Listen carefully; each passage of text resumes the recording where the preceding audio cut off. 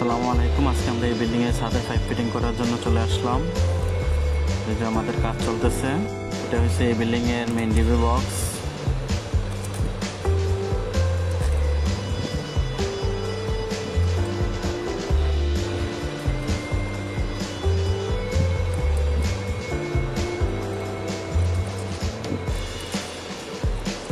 মোটামুটি আমাদের কাজ শেষ পর্যায়ে।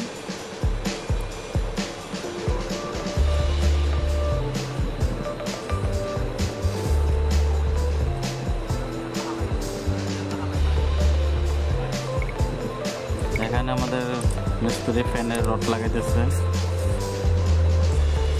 যার একজন ইঞ্চি টেপলে দাঁড়াইছে।